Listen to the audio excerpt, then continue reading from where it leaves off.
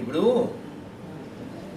సమస్య వచ్చినప్పుడు సొల్యూషన్ కోసం వెతకడం అనేది ఇల్లు అంటుకున్నప్పుడు బ్యాగ్ తవ్వడం లాంటి.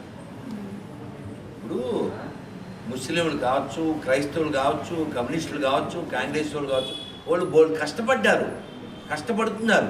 ఈ దేశాన్ని ఎలా నాశనం చేయాలి, ఈ దేశాన్ని ఎలా మొక్కలు చేయాలి, హిందూ ధర్మాన్ని ఎలా విధ్వంసం సృష్టించాలి, కుటుంబాలను ఎలా చీల్చాలి, హిందూ జనాన్ని ఎలా తగ్గించాలి. వాళ్ళు కష్టపడ్డారు.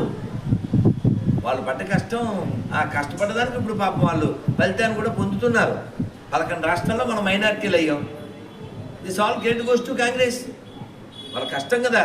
ఈ దేశాన్ని చక్కగా 2-3 ముక్కలు చేశారు, కొన్ని కోట్ల మంది హిందువులు చంపించారు, కొన్ని వేల దేవాలయాలు మసీదుగా మార్చారు, కొన్ని లక్షల కోట్ల ఆవుల్ని తినేశారు.